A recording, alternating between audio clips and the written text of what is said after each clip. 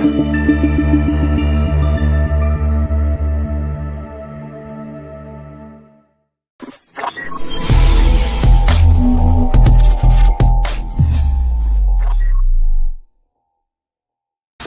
so early.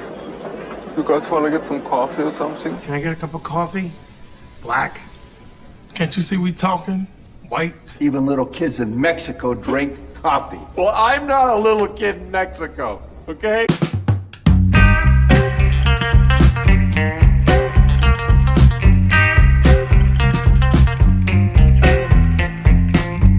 That is the best coffee I've ever tasted. A damn fine cup of coffee. You want a cup of coffee?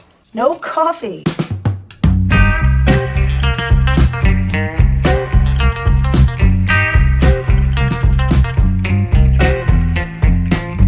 Coffee drinker, huh? Maybe we can grab some coffee? Coffee, coffee, coffee, coffee, coffee, coffee.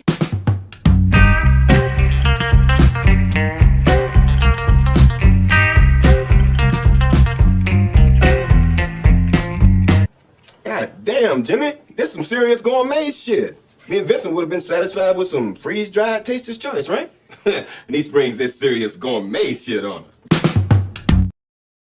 Gourmet shit. So good morning, everybody. Happy Friday. It is fantastic Friday as of now because Keith and I switched days, and I think this works out better, at least for having the Alliteration, alliteration, because I like that. FF, Fantastic Four, Peter Parker. I've always loved alliteration since I was a kid, so yay, we got that going for us. My favorite moment was before the show as we were being dropped down by Bill. I hear Bill go, shit. And I didn't know what was going on. I just started laughing. It's terrifying when your producer just yells shit all of a sudden last second, right before you go live. So, again, happy Friday. This afternoon's TGIF is going to be fun. We got Mikey Sutton coming on.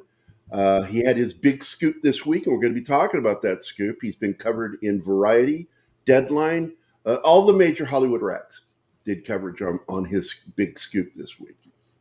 So that should be fun. That'll be the first hour.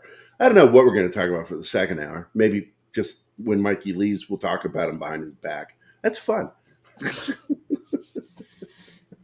Spend an hour talking shit. But we've got everybody here. We got Anima Confusa, Love of My Life. We have John, a.k.a. Das Werfen, here, who is... have you got your own monkey yet? Because I'm tired of you touching my monkey.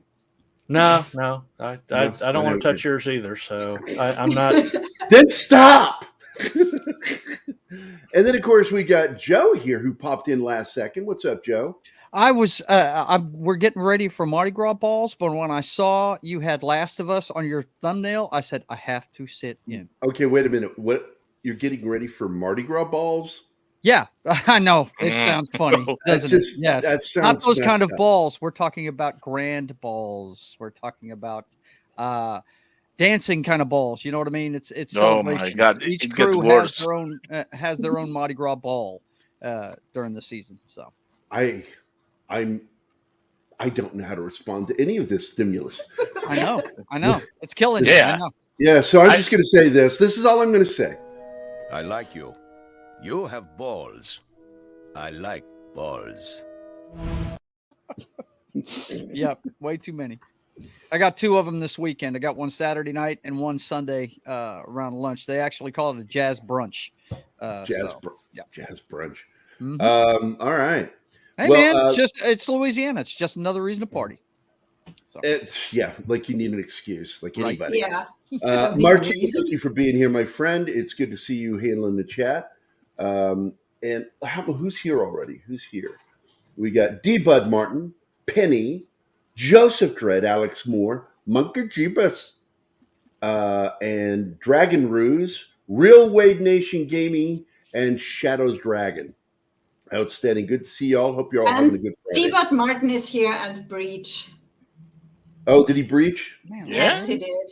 Good Lord, that didn't take long. Oh, yeah. So let's get him a breach video here real quick. Everybody's favorite. Strong. I'm gonna go check the back door. back door.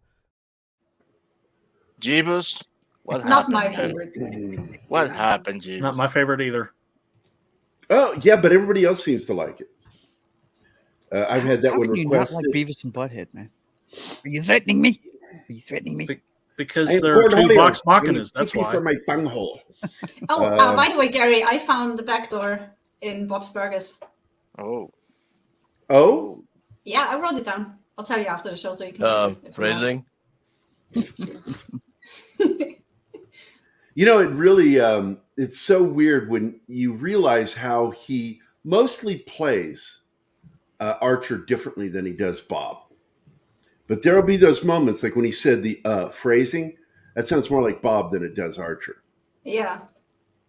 So, but anyway, let's get going on this. Oh gosh, how do we want to start this? Do we want to start and get it over with The Last of Us? Sure, we can start with that. All right. Let's get it out of the way. Look, I don't have a problem with the show so far. I think that the acting is really good. But the opening scene is more interesting to me than the actual rest of the show.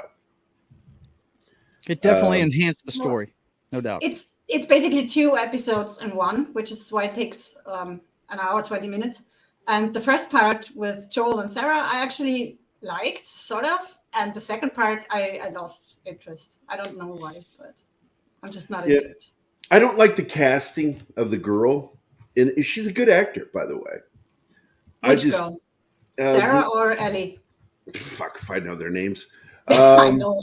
That's why I'm asking it. It takes me a while to get to know names of Ellie characters. probably is what he's talking about. The girl that he has to escort with his that's Ellie. partner. That's Ellie. I'm like, they intentionally cast somebody who is kind of homely rather than like the girl that's in the video game. And I'm like, that should bother the actor getting cast in the part. Why am I being cast in this part? I really think that was done intentionally. I've been told, numerous times that Game 2, because I wouldn't play it once I heard what was going on in it and all the back in politics, no backdoor, back in politics of what was going on there at the studio, that he was firing people left and right to take full control of the game. Yep. And now the game script doesn't make sense. The writing is bad.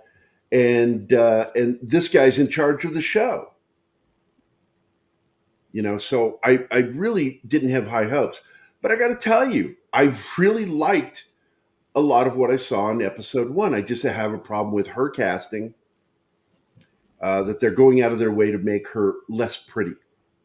Yeah, it sure seems that way. And the character. It doesn't seem that way. It is that way. Yeah, that was done intentionally. That's not accidental. If she hadn't become a he, Ellen Page would have been a great choice to play that part. But that's because the original character was modeled on Ellen. Modeled Page. after, yeah. Mm-hmm. But he isn't available to do that anymore, and he's getting a little old too. So, oh my God, Chris says The Last of Us starring Greta Thunberg. Right? That's my only issue with the show so far. I'm enjoying it, but yes, they are making Ellie really an insufferable person, and she's not in the video game. Really kind of a I'm going to use another word. I'm going to use the word I want to use. She's acting very cuntish towards everybody. Yeah. Well, right. The problem is she looks like a brat. Ellie in the game is snarky. She does. Yeah, but snarky is one thing. I can handle. Yeah, but she's gone over into dickish. Yeah, she's just being rude, thoughtless, and the bestest ever. The bestest ever. So yeah. I've got problems with the show, and I can see that the show is going to go to garbage because they are apparently each season is going to be that game. So season 2 will be based on game 2, and the audience was split 50-50 on that. And I go with the 50% that said, yeah, you changed it too much, and this is weird now. Why are you making it weird? Yeah, absolutely. And we can get into that if you want, but that's I don't. That'll be for another show. We can talk, really get into it. I'd like to actually discuss all the behind the scenes stuff that's going on that's going to cause problems for the show. Just to let you guys know, it's in my top 5 favorite games ever, the first one. And I still haven't finished the second one because I don't want to play for 10 hours as Big Mama Pump. So, You bigot. Yeah, I know. Well, it's not the fact that she's a muscular girl. No. It's the fact that she's the one that does something that people... And you're expected to root for her after she does this thing by playing her. And it's like, she's not evil. Let's understand her. Let's play as her for 10 hours. I don't think so. I'm never going to finish that game. Yeah, it's just I got to tell you, she was really good in Game of Thrones, man. Bella Ramsey. The one actress, of my favorite characters mm-hmm. Game of Thrones. But man, is this character, she just doesn't work. Yeah, it doesn't fit. That's one of the complaints I have about the show. But the show, I agree with you. I like what I'm seeing out of it. But we know where it's going. So I was hoping that they would extend season, the first game out over 2 or 3 seasons, and extend the journey and stuff like that. And it doesn't sound like they're going to. So I'll be watching season 1 and enjoying it and then quitting. I just want to add this for all people that are showering the show on praise. I have 3 words for them. Remember Moon Knight. Yeah, no kidding. Well, yeah, because I was going into Moon Knight going, yeah, got episode 1 in issues, but yeah, it's still working. I got 3 episodes in, and I'm like, okay, where the fuck is this going now? Mm-hmm. And Martin, you were there. I was fucking raging after watching the final episode. I was I don't get angry over shows. I don't. I was angry over Moon Knight. Mm-hmm. I'm like, oh wow. My brother was too. He's a huge fan. Completely screwed it. Yeah. It's like one of the coolest characters in the books, Mr. Knight. They screwed him up. He's an afterthought. If you turned it off too early, you didn't even see him. Yeah, and he's not even that good. No. I'm sorry. Mr. Knight was the guy with the tux on. The suit. I was thinking of the taxi driver. Yeah. They just, I don't know, man. Moon Knight's a much better character than what they gave us. Yep. A much better comic book. I don't care if it's the classic one or even the revamp. The revamp is still better than what we got. But with this one, look, the acting is really good. The story's not bad. I'm enjoying it. I like the whole idea of a fungus because I remember when I was in medical school for nursing, and we were taking all the abnormal pathology classes, and fungus was right up there. One of those things that'll wipe out man. It's like, virus, you're always going to have 1% that won't even get sick. It doesn't matter. There's a mutation that happens in humans. And 1% won't even get sick. And then there's another percentage that will survive, recover. Viruses, bacteria, but fungus, man, that's 100% wipeout. And no way to fight it. And that shit's always scared me. So, and I like that aspect of the show. And it's good science fiction is what I consider that to be. Good science fiction. And Pablo, I have issues with him because he didn't defend or stand with Gina Carano.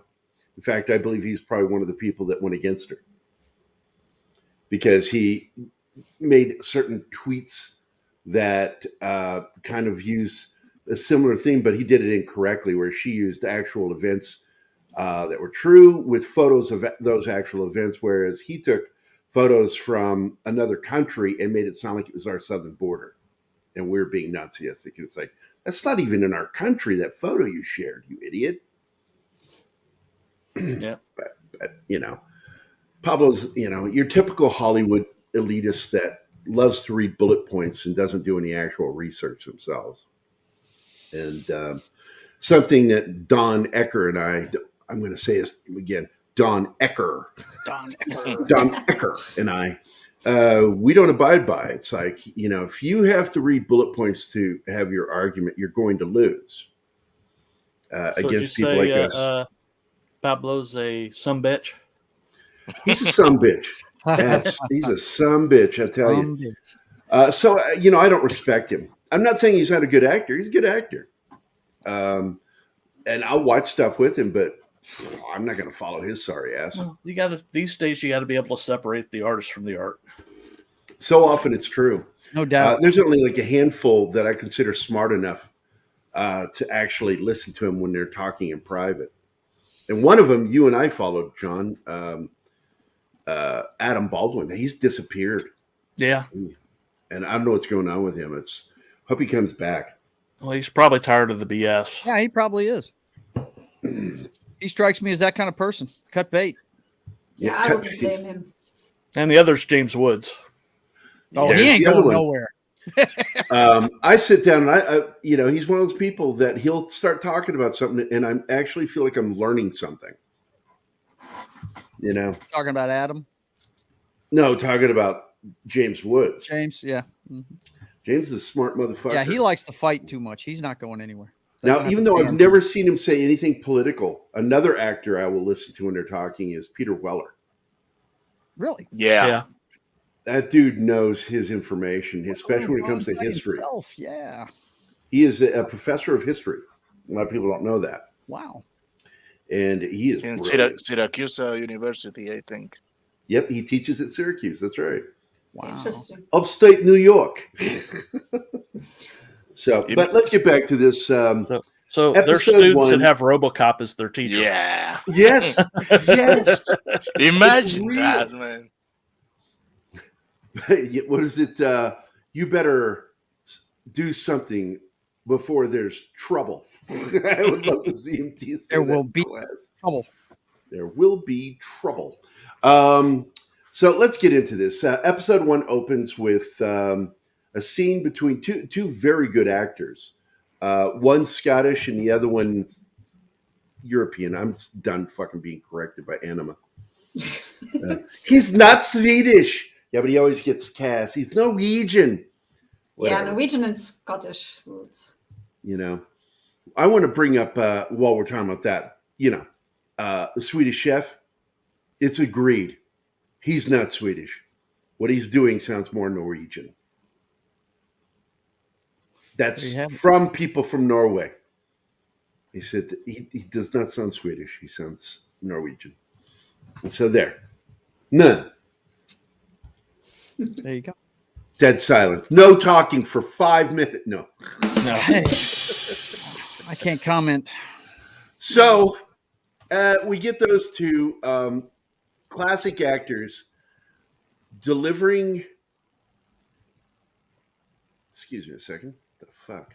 Anyway, I got echo. I had to do something. So we see those two talking, and one's like talking about microbiology with bacteria and germs, and talking about how a pandemic, explaining what a pandemic is, and pandemics can be exaggerated. You can get the flu and it can go all over the planet, and you could call it a pandemic, but you add a sense of urgency when you say pandemic. And so it's something you need to use with caution. Whereas, basically when you see a pandemic, you should be seeing dead bodies in the streets. And if you're using pandemic and there aren't dead bodies in the streets, you're misusing it. And I learned that working in emergency medical services. An actual field that deals with pandemics.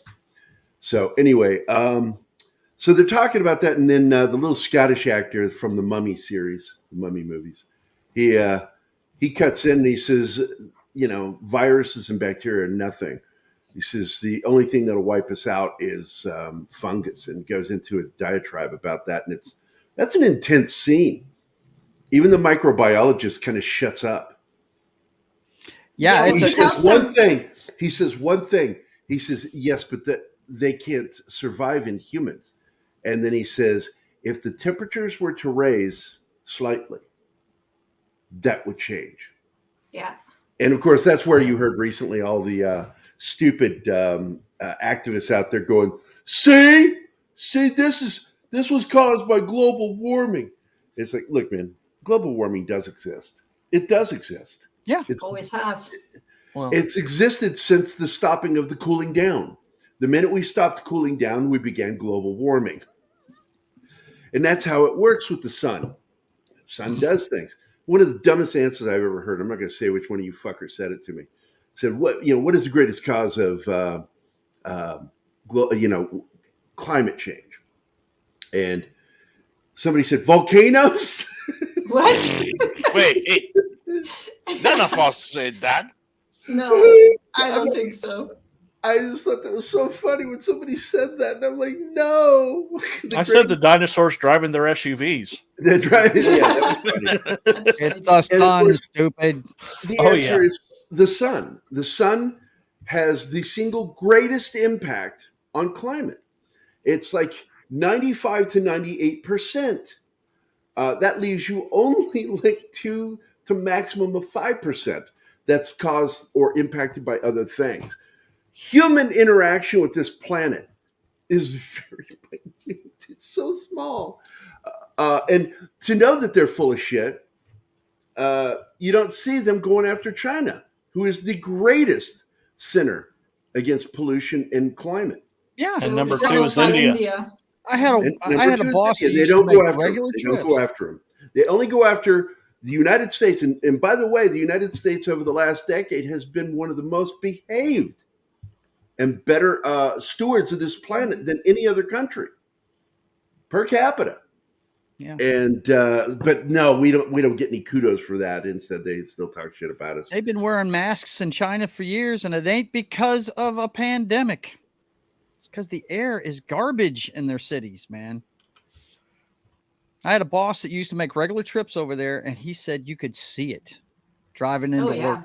You could see how dim the city skyline was. Well, Mexico City is the most polluted city in the whole American continent. So really, wow. Oh yeah. Yeah. And I saw. Hold on. Where'd it go? Yep, there you go. Yeah, it's true. There's a lot of toxoplasmosis in humans. Yeah. It's passed through cat feces and undercooked meat. That's why I cook everything for meat. I cook everything all the way through. But yeah, so for the show, immediately the climate change crazies are like, look, see what happened. It's like, it's a fucking show. It's not reality. It's a show. What are you talking about? Weird people. Weird fucking people. The thing is, though, it's not about that the temperature is going up. It's about that. That's not the point, Chris. That's not the point, Chris. That falls under the up to 5 percentile. Period. Because it doesn't happen that often. I mean, yes, we have volcanic eruptions going on constantly, but they don't impact the climate until there's a massive one. And then it'll have something, especially if you get something like nuclear winter after it, where you have the ash cloud that can be up there for God knows how long, you know. They can stay up there and kill plant life. Yeah, but in that case, the fungus is the least of your worries. Yeah, exactly. Hey, Dustin is here. Good morning, Keto. How you doing, buddy? Cavatino Cavermanche is here. Squirrel. Terminalist is getting season 2. Oh, hey, fuck awesome. You. All right. Oh, man, I didn't see that this morning. God damn it. That is great news. We'll be talking about that this afternoon then. Cool. That's outstanding. Let's see. Shanatsky is here. Good morning, Shanatsky. Oh, I've got something for him. Where is it? Can somebody find that for me? Oh, there it is. Yeah, I wanted to do that. Love you, buddy. I love him so much, I made a banner for him. And people think, oh, that's not love. It's like, yeah, it is. When you're a dude, that's fucking that's love. That's Gerry love. That's my fucking Keto, love. You gotta watch Gerry? that, buddy. It's good Chris, stuff. Chris is... No, it is an interesting topic. But the thing is that's part of that up to 5%. The rest of it's just the sun doing his thing, and the sun is crazy. You want to get into a good conversation, get Script Doctor in a conversation about this, because we sat and talked about it for hours. How scientists expected. Remember how we expected a mini ice age in the 20th century? We're expecting it somewhere between the 1950s and 1970s, and it didn't happen. Mm-hmm. It's like, why didn't it happen? Well, that's because of the hubris of science, trying to think that they can predict the sun. Yeah. Mm-hmm. And the sun said, you know what? Fuck you. I'm going to change things up, and I'm going to create something called El Nino. El Nino was the sun's response to, like a woman, I don't feel like having sex tonight. I'm going to throw a rant. That's the sun going, I got a headache. And we're like, but we wanted this. We've been preparing for your micro, ice age. It's like, that's tough shit. I'm going to throw you some shade. And El Nino happened. And that's why the mini ice age never happened, because El Nino. And we're still having problems with El Nino.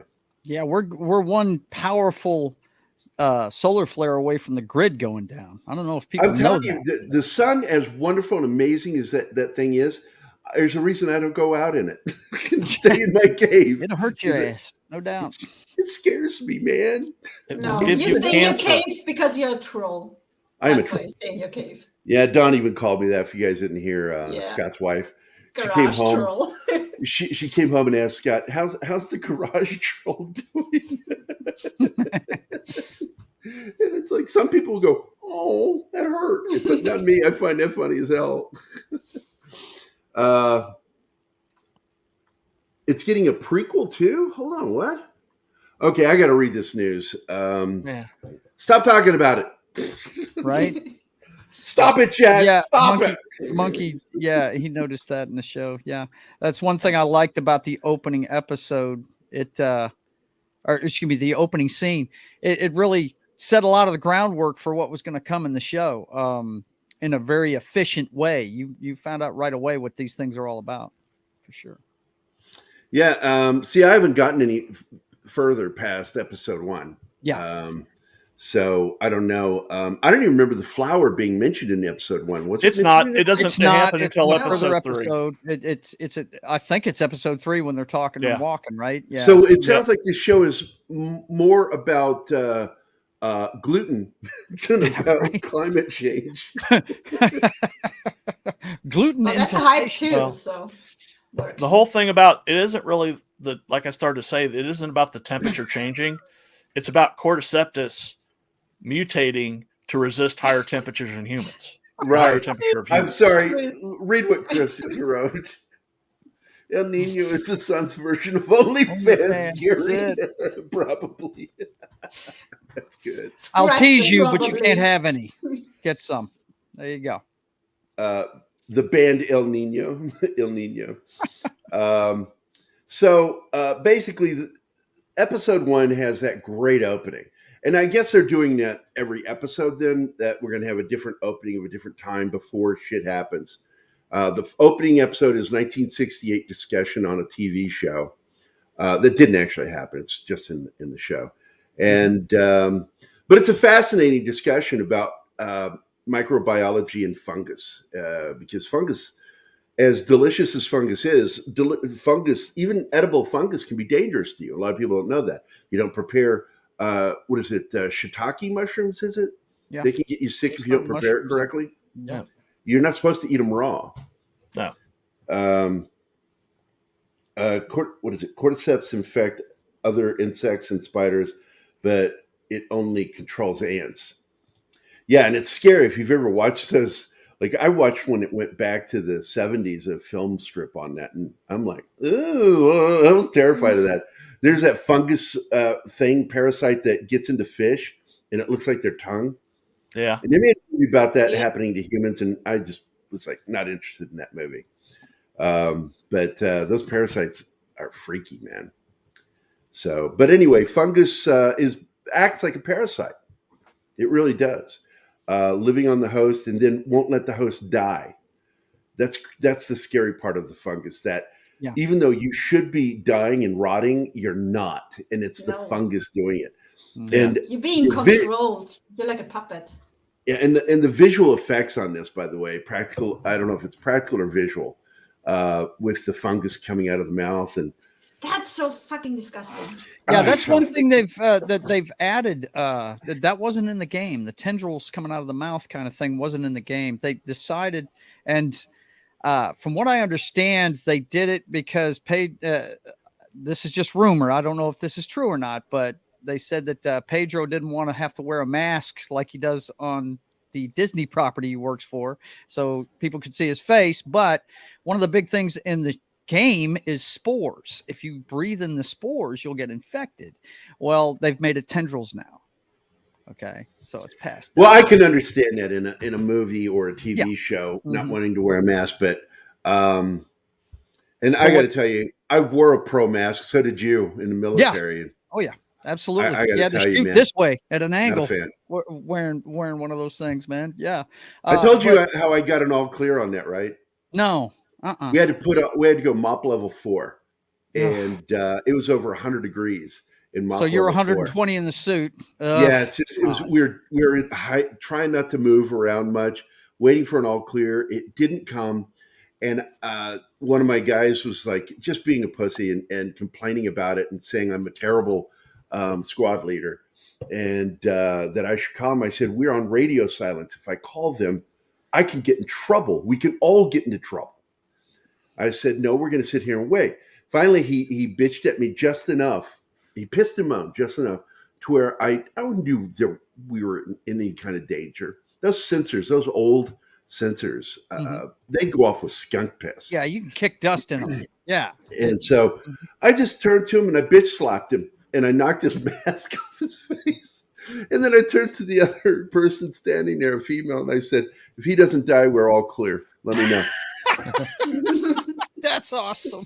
Then he tried to report me and nothing came of it. That's right. Because he was overcoming, adapting. Yes. Yeah. My sergeant thought it was hilarious that I did that. Yeah. There you go. You really bitch slapped him and knocked his mask off. But one thing about the fungus portion and the tendrils and everything, one thing that makes these zombified creatures more dangerous than the ones you'd see in The Walking Dead or whatever. They're fast. They're fast. The other thing about it is the longer that fungus is in them, the more armor is created around them. And yeah, I know, like those ones you see, bullets won't even hurt them. When they get to the Capitol building, it's like their head is encrusted with this shit. Yep. Those are called clickers. Yep. The clickers. Yeah. Crazy shit, man. Crazy shit. And so we find out really quickly that this girl, something different about her, and there are other people, kids or something like them, that have been infected but aren't infected. And somehow they've become immune or something. And so they still register as infected though. Yeah, they do register. When they do that little sensor thing. Yeah. But and I'm wondering where they're going to go with that. If it's just simply that the fungus is still inside them, it's just it doesn't manifest or do whatever it's supposed to do. And why? It's like, is it something in the human immune system? Because like I said, even with viruses and bacteria, humans mutate. We mutate. And we have mutants walking around right now that you can hit them with just about any fucking virus in the world, deadly virus, and they barely get a sniffle from it. And it's really weird the way humans are. Are you one of those freaks? Yeah, just about anybody with psoriasis is like that because it's one of those immune diseases where you have an overactive. Well, see, that's why, I have a mild form of a kind of psoriasis. Stress induces it, but when it happens, it'll get like red and I'll get rosacea here. And I don't wear shorts. People would think really I'm weird. Despite having what's referred to as a depressed immune system, my immune system seems to kick ass. It's overactive. If you got a mild form of any form of even psoriasis, with the diabetes, it's an overactive immune system. I found that out when I quit smoking because I started getting plaques in places I'd never seen before. And I went to the dermatologist and I said, "Was it on does your this have pecker? anything to do with me Did you quitting get it on smoking?" your He said, pecker? well, Joe, I don't want you to start smoking again, but yeah, It was on his your pecker. That's body's why he's not not battling the responding. lung problems anymore, and it's trying to kill your skin. So yeah, it's directly affected. I'm like, damn. So I don't know if you heard a fucking thing. yeah, I'm sorry. I was just explaining that. What did you say? I said, was it on your pecker? No. Thank God. Oh. And then when you didn't respond to me, I every said, day for an hour, "Yep." if that was the case, man. Shoot. And then when you didn't respond, I said, "Yep, it's on his pecker. That's why he's ignoring No. me." There goes Anima. But, too much pecker Hey, talk. look who's here. It's Comic Relief Crusader. What's going on? Oh, hey, what's up, buddy? Wait a minute. What's this? Most likely it wouldn't kill us or even change us except make us more durable to live longer and spread it. Yeah, that's a good point. Yeah. But I do have to tell you, my joke is, I wonder how those fungus-controlled clickers taste if they were fried or baked. No thanks. No thanks. Grilled. I just want to get away from Always thinking about food, that one. Yeah. Those heads look yummy.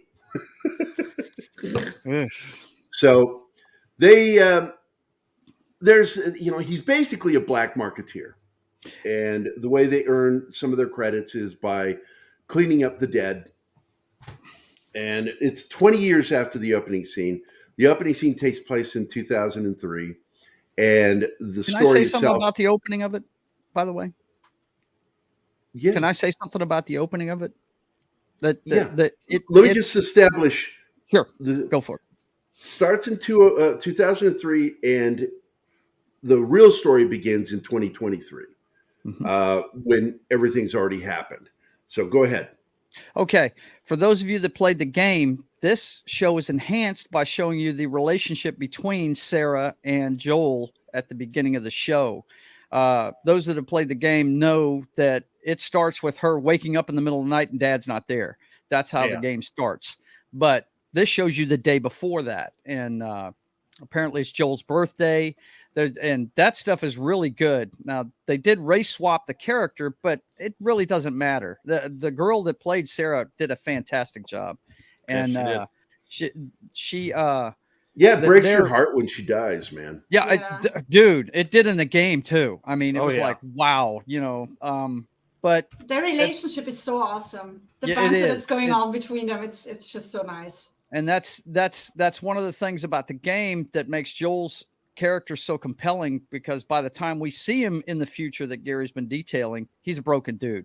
And he's basically Han Solo with the mentality of Rick Grimes. He's a smuggler. That's what he does. Yeah. That's all I want. And by the way, those of you that haven't watched it yet and played the game, the part of the outbreak where they're driving the truck, it looks like it's ripped right out of the game. It is awesome. Sure does. It looks just like it. Nice. Yep.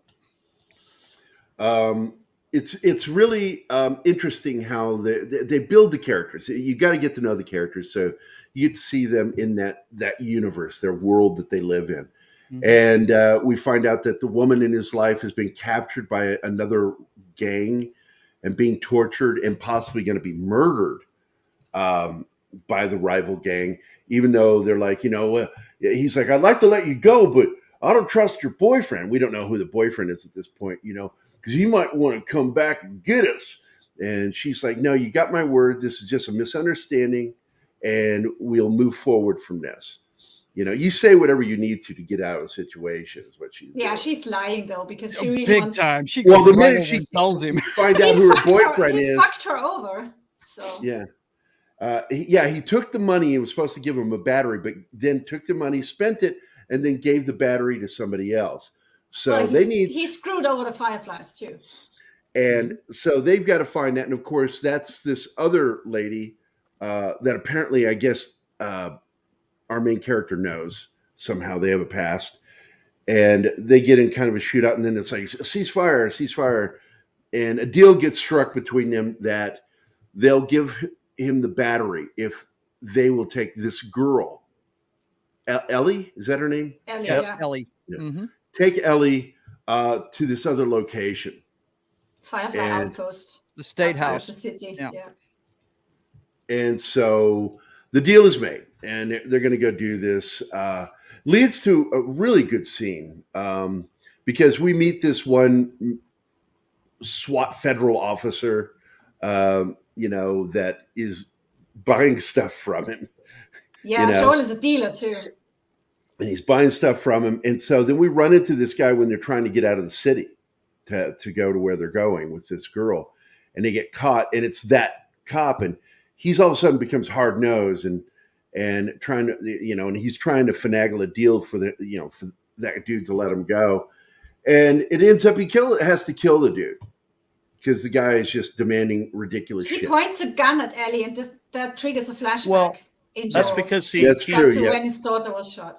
That's because he tested everybody as part of the protocol, and she came up positive. So no, she refused. So she refused, and she stabbed that him. makes Joel. I thought she came up. No. That was they test. tested her after that. Okay. Yeah, that's what it was. What his girlfriend tests her. And tests her. Yeah, when he goes to do it, she pulls out a knife and stabs him, and that's when the gun gets aimed at her, and Mando goes into action. Yeah, he loses it. Yeah, it's he's beating the shit. It's a great scene. I dug it. He beats him to death. Yes, he beats him literally to death. Now, in the security guy's defense, he did tell him when they were doing the drug deal earlier, you need to lay low for a while. There's been a lot of activity by the Fireflies, and they're bowing up on stuff. He did tell him that. He warned him about that. But they have no choice because Tommy, his brother, they need to get to him, and to do that, they need a functioning truck. So they need the battery and the supplies. That's the only reason they agreed to escort Ellie in the first place. But the whole pointing the rifle at the kid, all he saw was pleading with that guard that they weren't sick when his daughter was killed, and he flips out and murders the guy, straight up murders him. So with his bare hands, which is that's Joel. That they're getting Joel's character down pat. They really are. And I kind of like the fact that they ignored their orders not to watch or play the game, and found ways to get around that, to actually do it, watching cutscenes, seeing how the characters interacted. And Zach's, Kyle, our good friend, he put a video up the other day that did a comparison from the game to the show. And it was pretty spot on, dude. I was pretty impressed. The visuals, they're doing a good job with it. They really are. It is up until the third episode. Yeah. We haven't seen it yet. I like Nick Offerman. But I heard that they went over the top with it. It's a good episode. There's going to be some stuff in there that some people aren't going to like. But I just don't like they changed the character of Bill, not because of that, but they changed other things about him. Yeah, that should have happened in the story that didn't.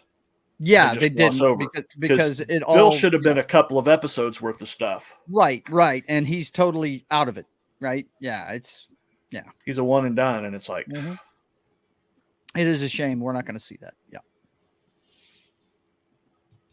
And but moving forward with it, they survive that night and discover that she's infected, and they're going to kill her. Their reaction was, "Get away from us! We're going to kill you." And she's like, "I'm not contagious.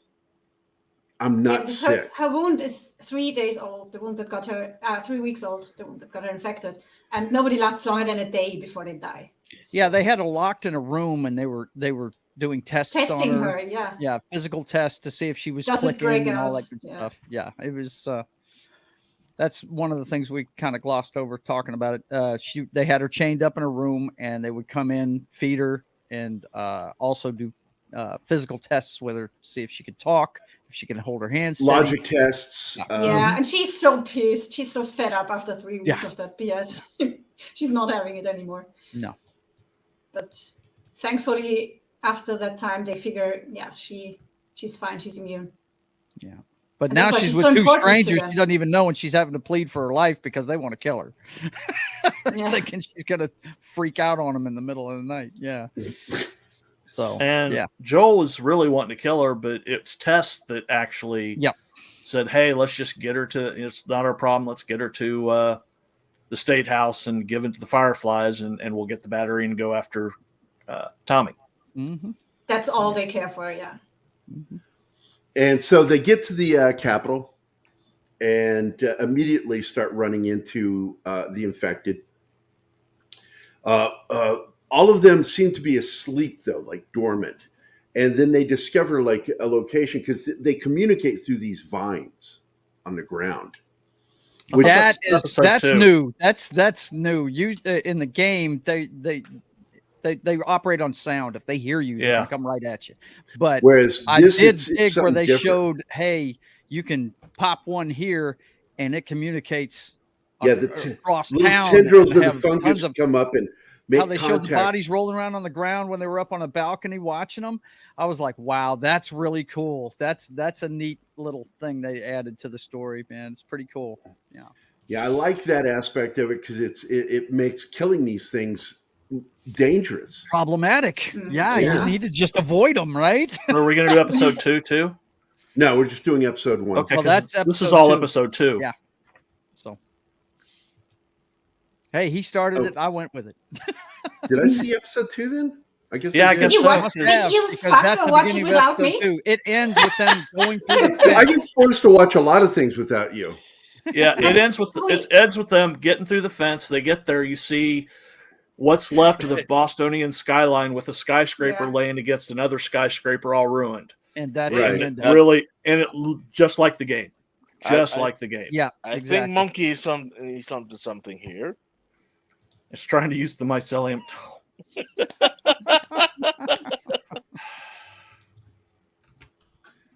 That doesn't even deserve a response besides no. Yeah, look at Calvaryman. He says too bad Ellen Page was not available to cast as Ellie. I mentioned that earlier in the show, bro. Yeah. That would have been perfect casting, but as a voice, maybe not available now. Well, I'm not going to say no to what he's saying because it is possible that's what they're using. The Mycelium Network? The Mycelium Network is underground, though, but some of this apparently is underground because we saw stuff come up through the floor to make contact with the bodies.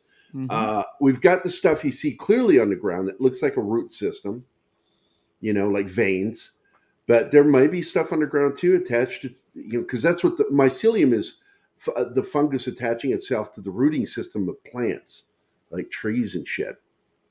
So I don't know if it's using something like that or not, but it is similar the way it communicates. It is similar. So it's a cool thing they've added to the danger of they've changed some of the stuff like the spores, which was a dangerous thing in the game. Now you've got the tendril network and how it can communicate across distances and stuff. Yeah, it's neat. It's like they're tweaking it, but it's pretty cool. That, the telegraph vine. Yeah. Mm-hmm. Yeah. So, but that's pretty much it. That's wrapped up.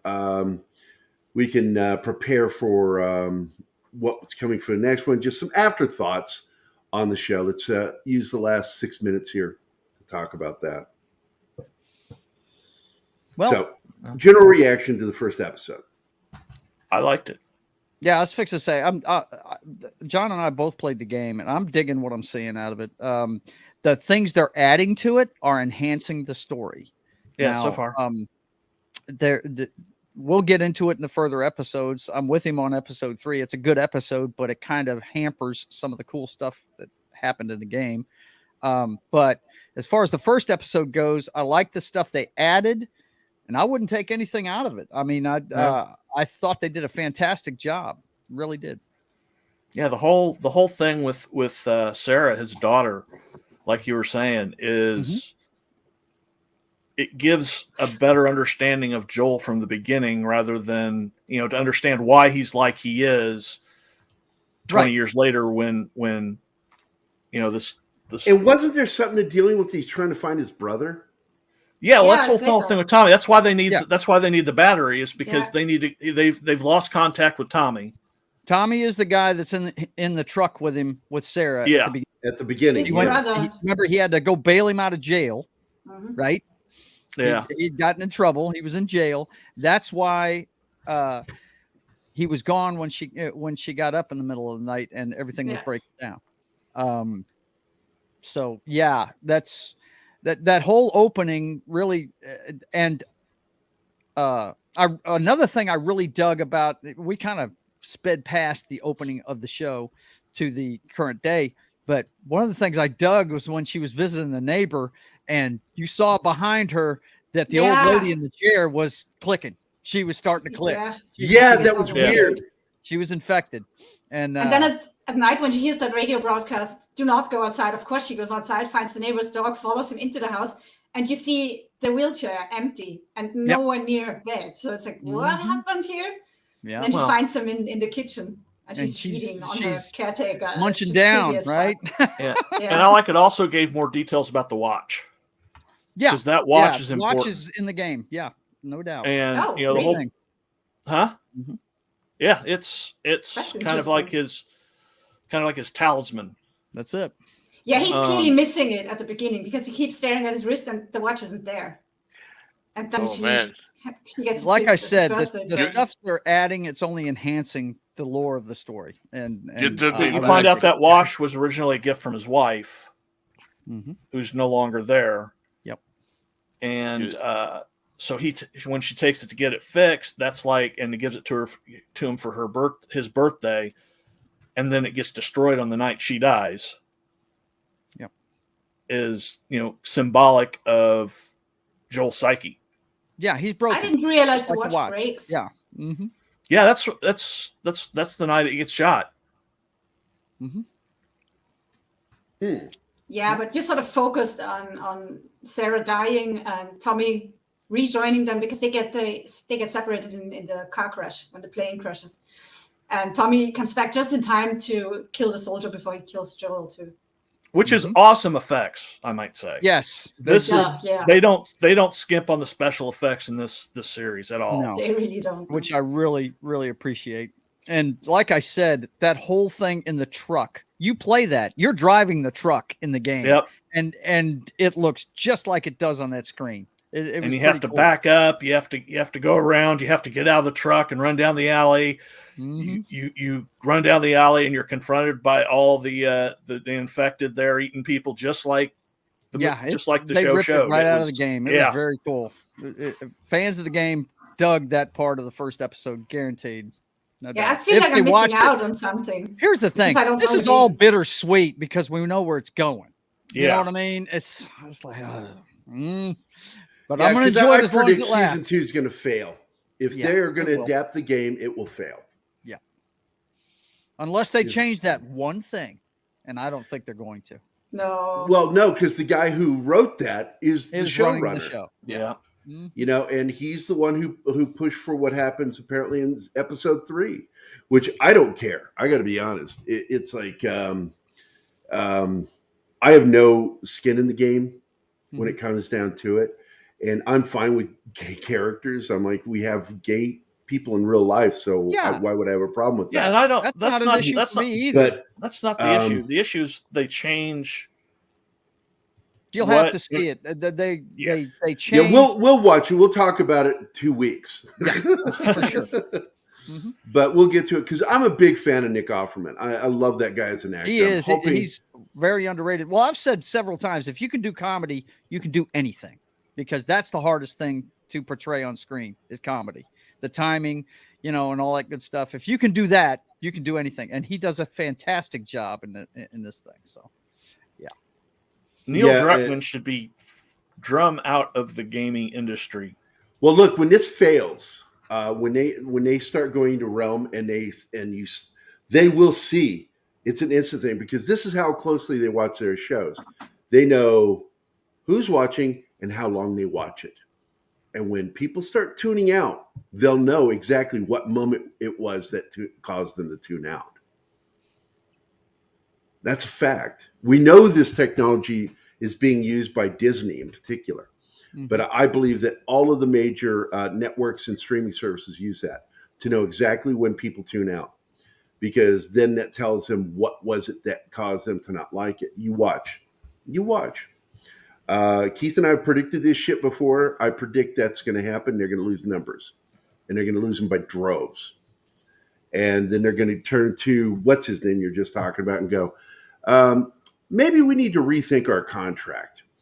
Like Darth Vader says, I'm altering the agreement. Pray I don't alter it any further. So HBO changed Game of Thrones. They will change whatever they want. That's true. It's their fucking network. It's their studio.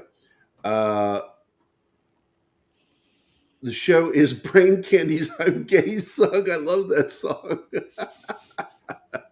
Anybody who knows Kids in the Hall knows what he's talking about. I love Kids in the Hall. They crack me up. But what else I see? Oh, Shinatsky. Yeah, absolutely. Neil directed and wrote 2. He's not going to change his own work. He's the genius. Got ya. Yeah. Roger that. So we are at the end of the first hour. We got a commercial break coming up here. Bill, why don't you just take it in that break? Hi guys, this is Gerry from Pop Culture Minefield here on KGRA, and we're leaving for our first break. I hope we survive. A birthday without her mom, an anniversary without her husband, her wedding day without her dad. These are the days when military families feel it most of all. The loss of their soldier, their sailor, their airman, their Marine, their Coast Guardsman. Families never forget their loved ones lost to war or illness or suicide. Families never forget, and neither do we. We are TAPS, the Tragedy Assistance Program for Survivors. We provide resources, support, and comfort to heal the hearts and meet the needs of grieving military families, all at no cost to them. Your generosity can make an enormous difference in the lives of the families of our fallen military heroes. Our military families need to know they are not alone and they are not forgotten. Show them your support at taps.org.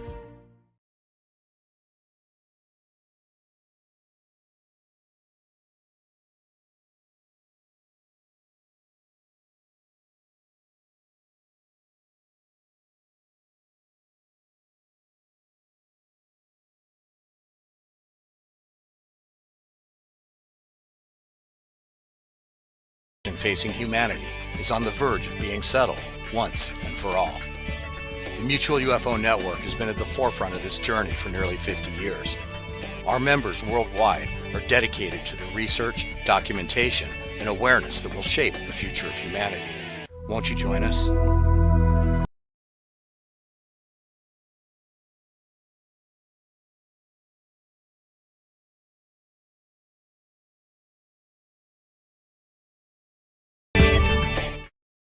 Hey members, the new KGRA DB app is now available on iOS and Android devices.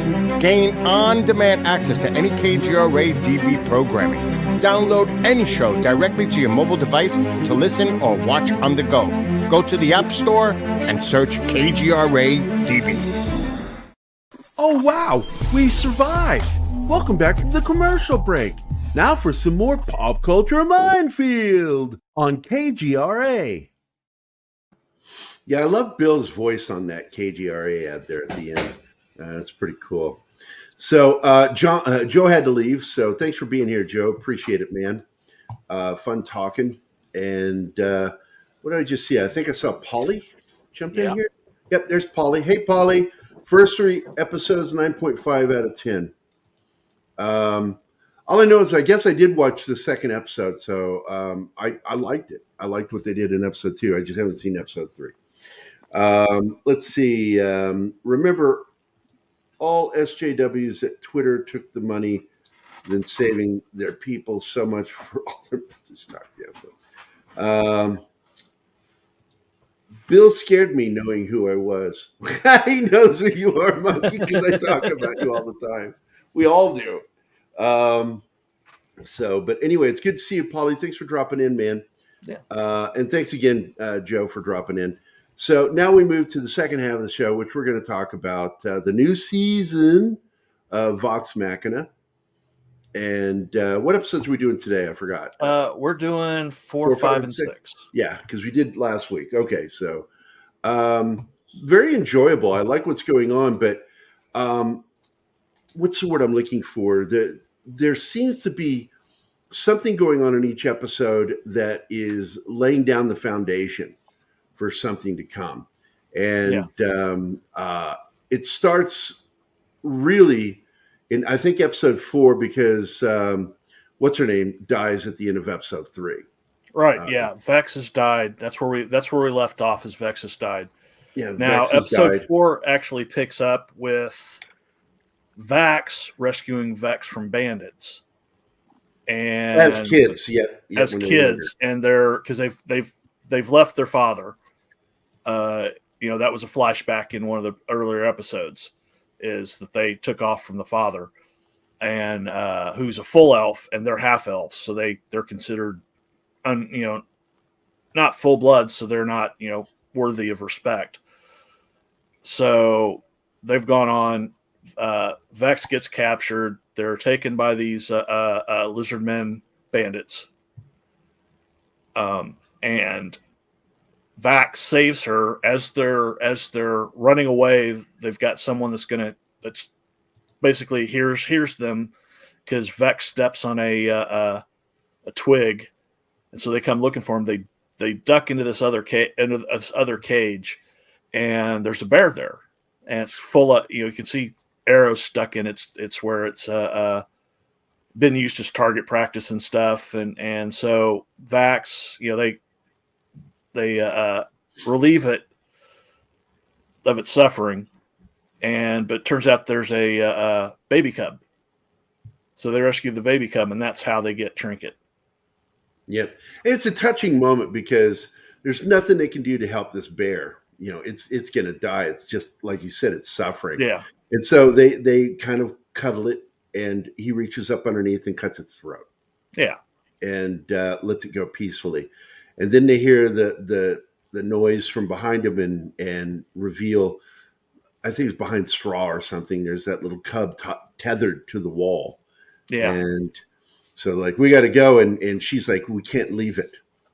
Yeah. So they take Trinket with them, and that's the mighty Trinket you get to know as a big bear. Armor. That's right. As a baby. So then we cut back to the bear who always has to stay outside. Yes. Poor thing. Not anymore, but that's beside we'll get to that at the end. Well, yeah, we'll get to that in the 6th episode. Yeah. But so yeah, they've Zahara and Cash. Now, this is where it starts to deviate a little bit from the series, because Zahara and Cash aren't antagonistic. They're a little snarky and stuff in the show, but they're not antagonistic. In fact, they're rather supportive of Vox Machina. So they've changed it with them wanting to steal the vestige of divergence, the armor. They changed it to that instead of being helpful in getting the armor. Right. But so I mean, it's not like a huge, doesn't really change a whole lot, except it changes some of their character motivations. But anyway, so it picks up. Vax is cradling Vex. Zahara and Cash show up. So Zahara just wants to go, but Cash is like, we got to do something, and so they try and resurrect her.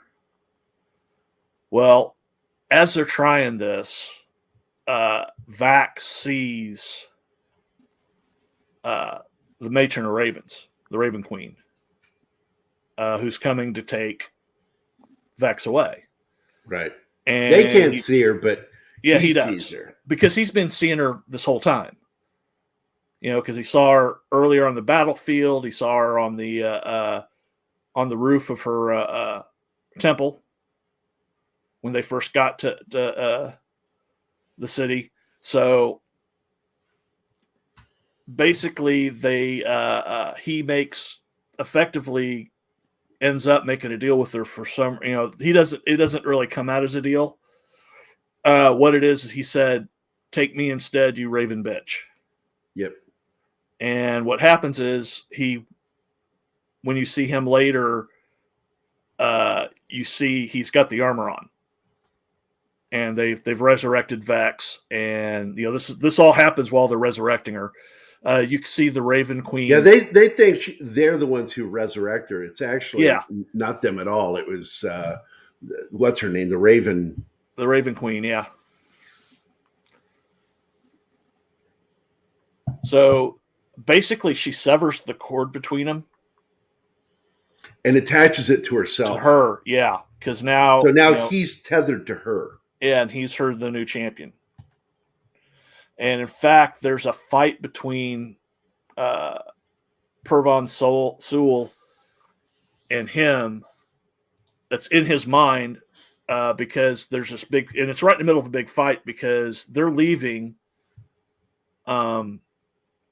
And Zahara releases this tentacle creature. And this is another change from the game because in the game it's a beholder.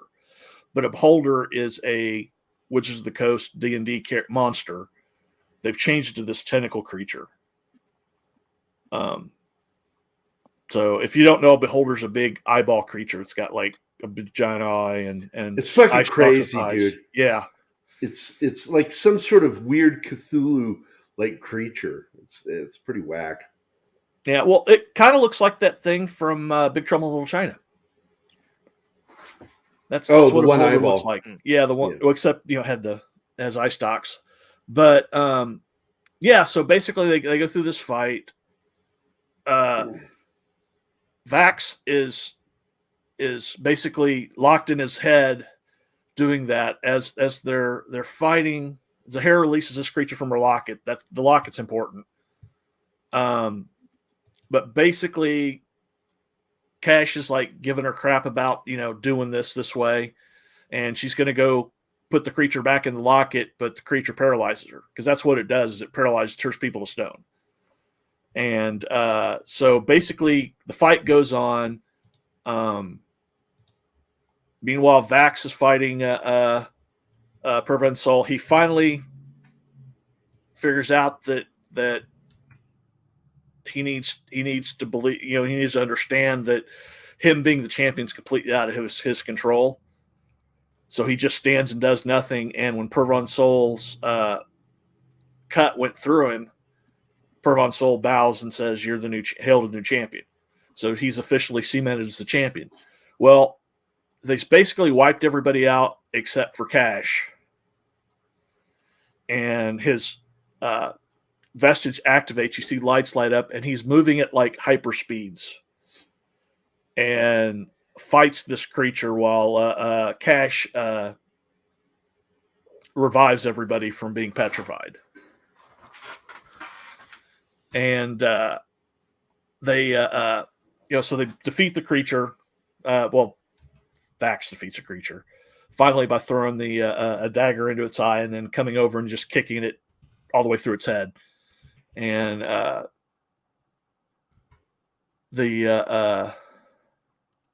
that's where they finally get out. Percy comes up and tries to apologize to Vax for what happened because it's his fault. And Vax just decks him, knocks him on his ass. And Zahara's like, we've misjudged you. Sorry, we didn't think you were worthy, but you are. And as they're going, Zahara gives Vex that locket that held the creature, that it'll hold one creature in a little plane on its own, and she uses it to help keep Trinket safe, so she can just keep him in the locket when it's not safe, and then bring him out to fight when they need him. So now Trinket is a Pokemon. Yep, Trinket's a Pokemon. And this is at the same time where that they have another Vax has another vision because there's a ruined barn that he walks up to and he sees a dying man, and the Raven Queen is reaping the dying man, and Vax is like trying to get away, and that's when he realizes that his cord is tethered to the Raven Queen and not Vex anymore.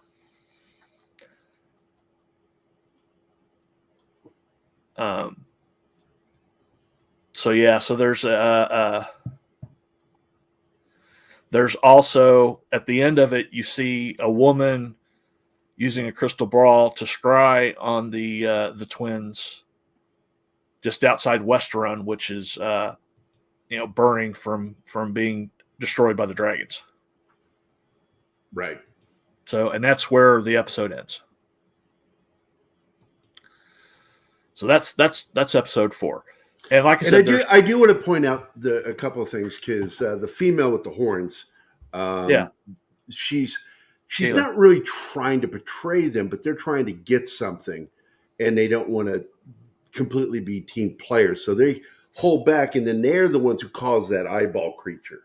Zahara's the one that summons. Because she was hiding it inside that little the locket, and that released it, and then it gets out of hand, and her partner jumps in to fight, and he gets frozen. She gets frozen. It just ends up a mess of a situation that they helped cause, and out of guilt, I think is why she gives that locket to. Cash really guilts her about it, because he's like, because they're up on the ledge as they're coming in right as she summons that creature, and he's like, Zahara, this is not the way to go about this. And also he's got a thing there's like a thing between him and Caliph. The druid with the antlers. So there's some flirting going on and stuff, but in the game, when they leave, Cash tells her to stay with Vax because he'll protect her and he's a good guy. So they don't do that here. So they're extending the awkwardness of their relationship. I guess for reasons, but that's just another little change, and I don't think it makes a difference. It's just something that, as someone that watched the whole first campaign, definitely spoiler warnings.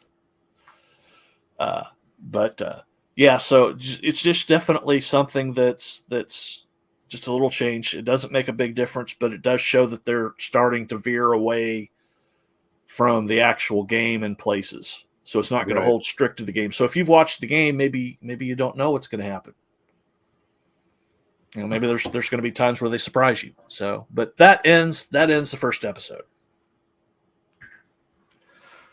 So, which brings us to the second episode. Second episode starts with another flashback, because that's what they do. This time it's Keyleth, and Keyleth's mom is leaving on her Vermintente, whatever, I forgot what it's called, but it's basically where she has to go prove herself to the other Ashari tribes.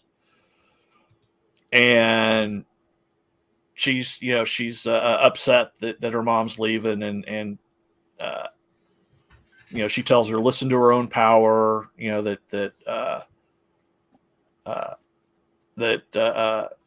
tells her, to never pull back from fire. Fire needs air to live, and they're air Ashari, and only hurt her if it lets it.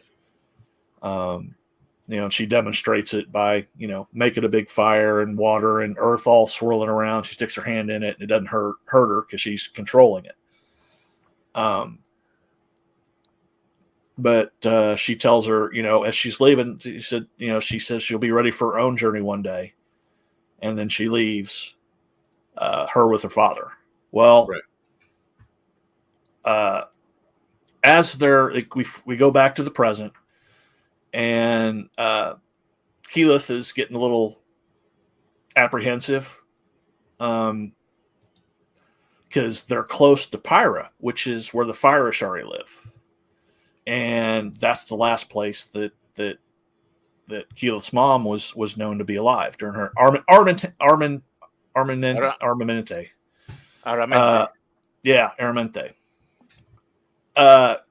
She wants to go there, but the team's like, we don't have time. We got to save Taldori.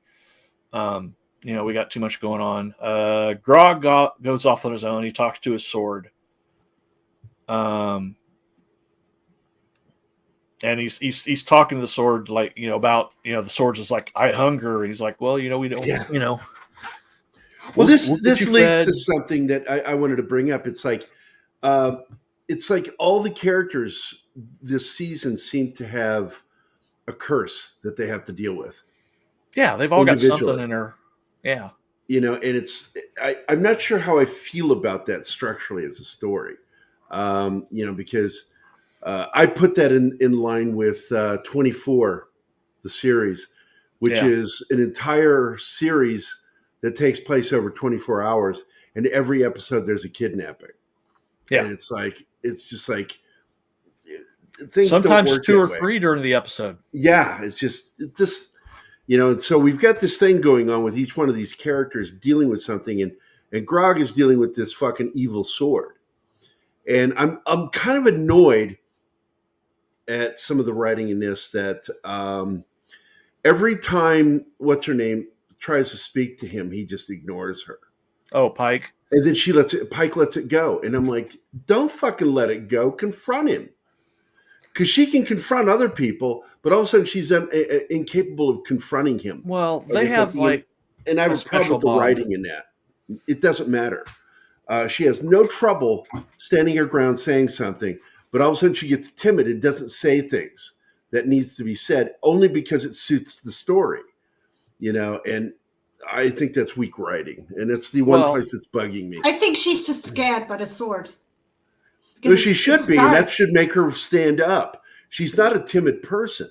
And she does eventually, and it gets her killed or injured. Yeah, in a dumb way. Yeah, I thought that her death was. I don't want to get into it right now. Yeah, because that's the 6th episode. Yeah, but so while Grog's off talking to his sword, Vax has another vision from the Raven Queen, seeing the destruction that the Chroma Conclave is going to cause unless they stop. Right. About them destroying every city on Tal'Dorei. And so he's like, he screams, wakes everybody up, and he goes off and says, I need a breath of fresh air, because they're in a cave that they've fortified, and Keyleth follows him out, and she sees him trying to take off the armor, so he can't take off the armor. So it's bonded with him.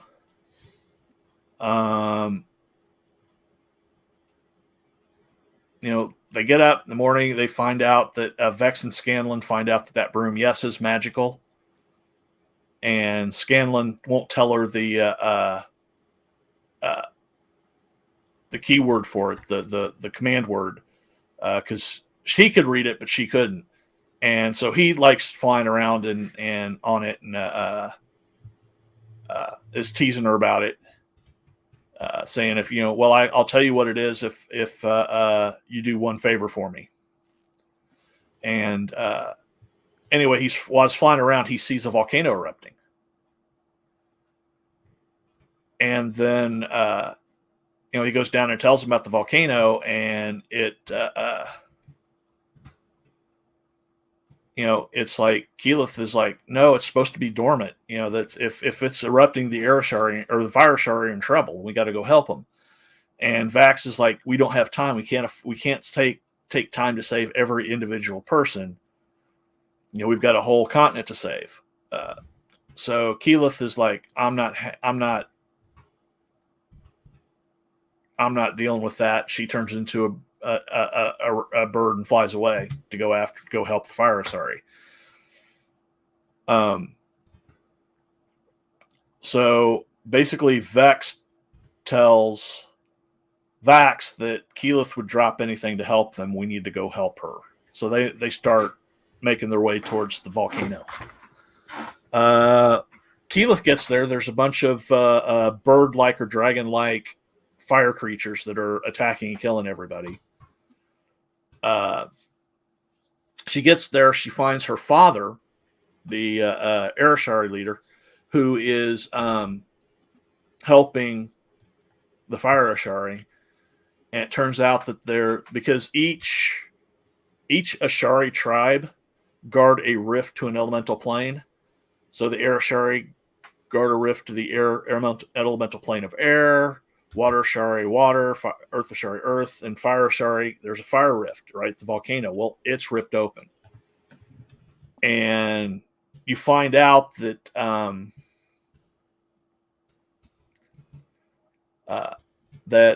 if they don't close that rift, it will, open up, and even more stuff will come through that's worse than these fire creatures.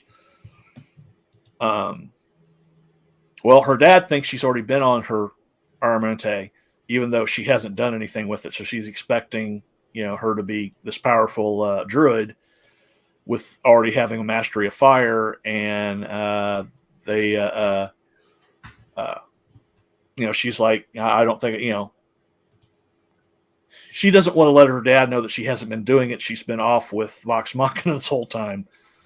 And, they get there to the rift, and Kima and Allura are there trying to help close the rift, who last you saw getting crushed by Stone when the Chroma Conclave attacked. Well, turns out that Allura teleported them away. And so that's why they're there. So they came to help the fire Ashari. So they see Vox Machina starting to come. They hear Scanlan, flying on the broom and yelling at her. And so that Kima and Allura go get Vox Machina so they can teleport her back and leave Keyleth and her dad to try and buy time in closing the rift, to keep it from ripping open further. Turns out that Thordak is the one that ripped open that rift, because years ago, Allura was part of another adventuring group that used a magical artifact called a soul anchor to seal him in the elemental plane of fire and sealed up the rift behind him. Well, that stone in his chest is a soul anchor. So he's merged with that stone, because the stone, you see the stone dragging him into the elemental plane of fire. So something had happened over there that he had gained control over the soul anchor, and it is now part of him. And so when he bust out, it ripped open the rift wide open, and all these creatures started pouring out. So they basically, so they're Allura says she's basically responsible, really, in a way for Thorndyke getting out and causing this rift. So, meanwhile, Grog's running around trying to take out these creatures. Well, they don't have any blood because they're just made of fire. And so the sword's like, feed me blood now. And at one point he absorbs some blood from Grog to prove a point that if I don't get blood soon, I'm going to have to take it from you. And he's like, all right, I'll get you blood. Meanwhile, Keyleth walks up to the rift after her dad had gotten hurt. And she remembers her lesson from her mom, and she actually goes through and into the fire plane and is not letting the fire hurt her. And she eventually masters it and becomes a fire elemental, which is something druids at a certain level can do, is transform into elementals. So she had leveled up enough that she got that power. And so she helps close the rift from the other side. And then everybody's freaking out because the rift closes and Keyleth is gone. Well, she comes walking out of the rift, and falls into her dad's arm, and there's a big reunion and stuff. But the as the reunion's going on, the leader of the Fire Ashari gives her the blessing of Pyra, saying she's passed her fire trial of her Armente, and that he also tells them that the reason why Thordak escaped was there was someone that was pretending to be part of them that helped them and escaped. And it tells her to make sure that you trust your friends. And of course she does. She says with her life. And at that point, she tells Vax that she could feel the connection between the planes, and Vax wonders if she could travel between planes again, which she can. Allura and Kima are going to stay and help the Pyra, and then head to Whitestone. And they show the dragons continuing their pillaging and forcing people to bring treasure to them throughout Tal'Dorei. And last thing you see is Anna Ripley walking up and telling Thordak that his reign will be short-lived unless she listens to him, or he listens to her. So Anna Ripley is the I don't know if you remember who Anna Ripley is. She's the one-armed. She's the one-armed from the first season. She's the one-armed woman that is on Percy's list. That's the other gunsmith. Oh, right. Yeah. So she's back in the mix now. So that's where that ends. Is that little scene, and that takes us to the end of episode 5. So, any thoughts about this one? No, it's moving forward. It's a transitional episode. The big scene really is the that fight with those little dragon creatures for me. Yeah. There's a big, huge fight with that. But there's some key moments. I mean, because this is all about Keyleth and her becoming less unsure of herself, because she really has a lot of self-doubt. And she doesn't realize how powerful she really is. And this episode was her starting to realize that maybe she's a lot more powerful than she gave herself credit for. So she can do more stuff. Well, now she's mastered fire. So that's 2 elements she controls. So now it won't just be when she throws at everything, it'll be fire. Right. She can do. So, but, and also you also see the things with Grog and the sword coming to a head. That's going to be important in the next episode. So that's kind of where the important beats of this episode are, is the thing with Grog and the sword, and the thing with Keyleth getting comfortable with her power. Right. And everything else is kind of like the stuff with Scanlan and Vex and the broom, the flying broom. That's all kind of played for laughs. Yeah, that was funny. I love the broom. Yeah, that he made a bargain with her. Yeah, to tell her how to fly, what the words said, and she agrees to it, no matter what it is. Yeah, no matter what it is. In fact, they made a special con exclusive Funko Pop. I'm not going to go get it because it's in the other room, of Vex on the broom. Ooh. So, I mean, that's how big of the broom is. The stuff she does on the broom later on is important. The broom is going to be a major factor and a major reason why they win a lot of battles later on. I love how she takes off on the broom and says to herself, "I'm never going to get tired of this." Yep. That was funny. She really enjoyed Yep. She's flying around on the broom, shooting going all Rambo and shooting all the fire dragon creatures out of the air. It's a cool scene. It is. And it's something that's picked up straight out of the that's what she was doing in the game. So now we get to episode 6. And episode 6 is another turning point episode.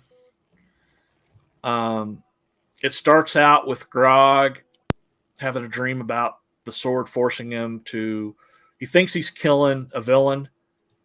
Then he realizes that he's actually killing his friends in this dream because he stabbed Pike all the way through, and he looks over and he sees everybody else lying dead, and blood covered and dead. So there, he wakes up. Pike's asks if he's they wake up. They've been camping, so they leave. They're heading for the Sphinx because that's something that Vax saw in one of his visions, is where the Sphinx is finally. So they're heading towards the mountain, and Pike is asking Scanlan if he thinks Grog's been acting strange. Of course, Scanlan makes a perverted joke about it. Right. And she like gets onto him because he's always cracking jokes when he should be serious. Yeah, she says, "Why can't you be sincere for once?" And that's important because that triggers something in him. Sorry, I had to take a drink. The Pike finally asks Grog about the sword, but he obviously puts her off. And she lets him do that, and I agree with Gerry. That is yeah, I can see your point, but you've got. I mean, the thing is, Grog saved her and her father.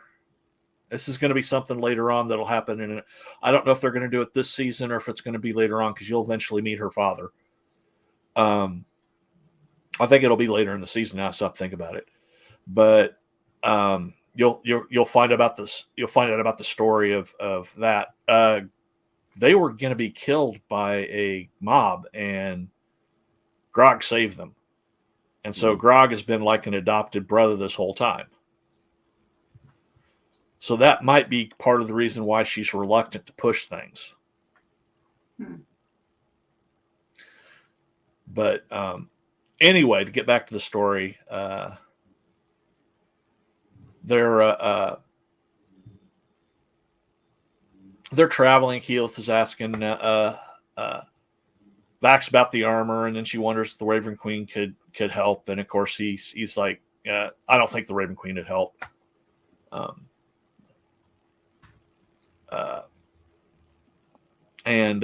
She's like, you could at least ask, and he's like, no, Yeah, I don't think she'll listen. Yeah, but my general idea is she's right because that tether goes two ways. Yeah. Yeah.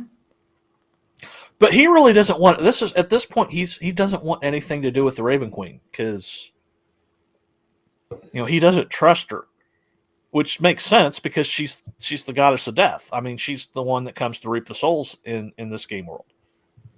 And so, I mean, I can kind of see him reluctant to ask her for anything, especially when he saw what the price was for saving Vex. Yeah, which he's was very basically dark about that. Huh? He hates it. He's very dark. Oh yeah. About that.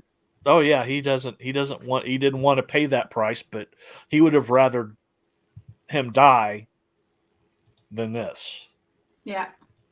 So his character is developing in the opposite direction from Keyleth because she gets more confidence and he seems to get less.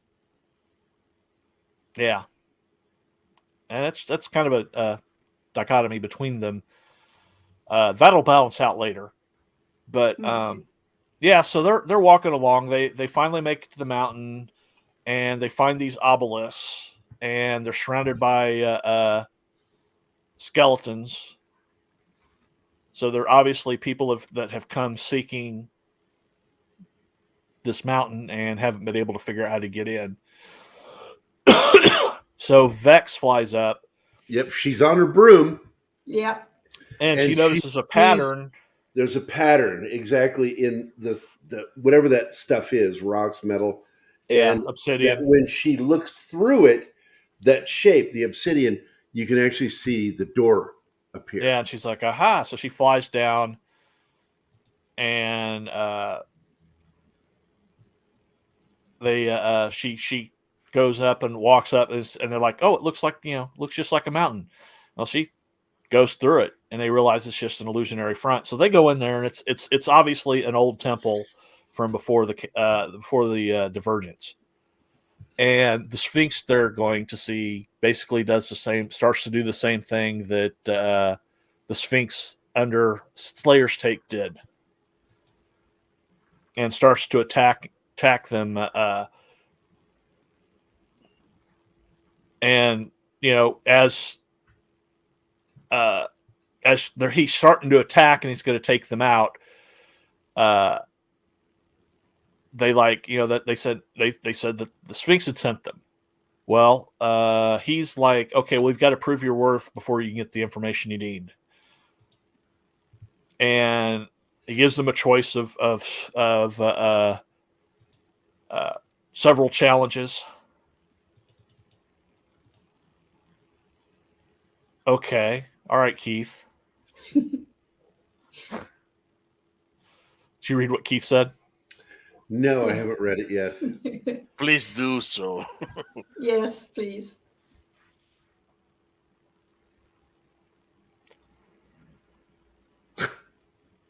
Yeah.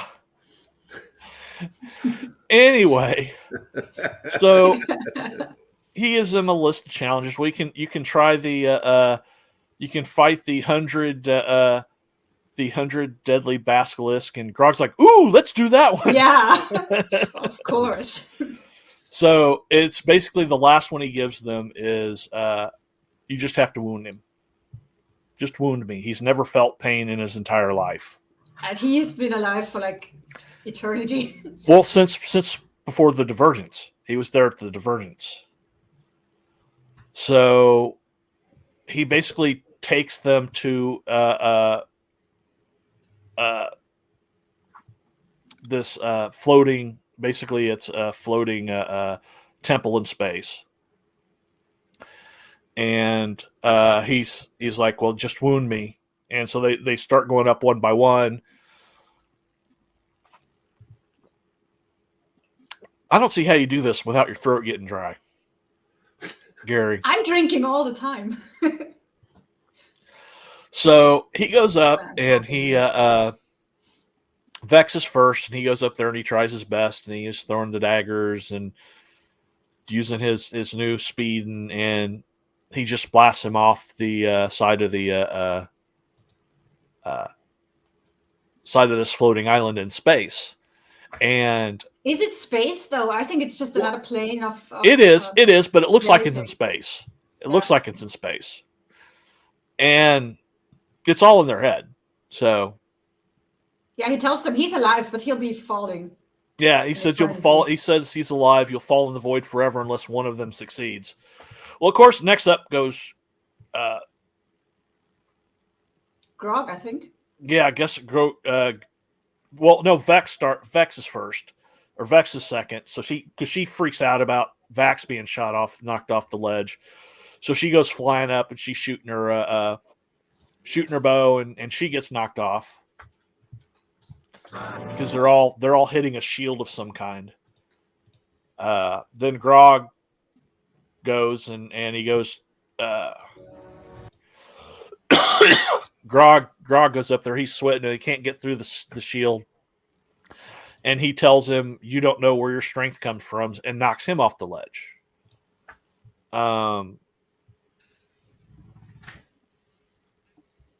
Then, of course, Scanlan's like, "Well, there's got to be a way to do this." He's sitting there trying to figure this out. Well, meanwhile, Percy, Caliph, and Pike all attack and fail. They all try to go at once. And they all get knocked off. So Scanlan is he's going up there, and he knows he's the last one, and he tells him that Scanlan's all yeah, he almost gets thrown off. He says he's all joke and no heart, and Scanlan's like, okay, so he remembers what Pike told him about being sincere. Yeah. So he busts out this song about him and his mate being separated, and how that I've got it here. Hold on. Oh, you gonna play the song? You're getting us ganked. We won't get ganked, but we will get a claim later. I'll just mute it later. Without you by my side, just wanna be near you. All these tears I cry for you. You're in my cold and hard. It's so 80s. Oh, yes, it is. And the thing is, Sam Riegel writes these songs and sings these songs himself. It's great, man. It's got this powerful thing going on, and then he fucking feels pain from it. He cries because he he's like, cries. It's so funny. It's the first time he's ever felt pain, and he's like, I laugh so hard at that. That is such a good scene. It is. And then Scanlan's like, are you the shitting power me? That 80s worked. ballad, man. The power 80s ballad. I love is his so songs. over the all top. of them. Yeah, this show's great. So anyway, he's like, the Sphinx is like, well, you must be this. You must have felt this great love, and he admits he has no one. He's he wants love, but he can't seem to get it right. Obviously, talking about Pike, right? And the Sphinx tells him, well, just let love find you. And as the rest of the party wakes up, they're fucking bros now. Yeah, they're all hanging out talking. They're like coming up with different lyrics for songs, and they're all and the group's like, what the fuck? What happened? Scanlan saved us. What? Yeah, they all say together, what the fuck? So basically, I know that whole group. What the fuck was really hilarious. Yeah.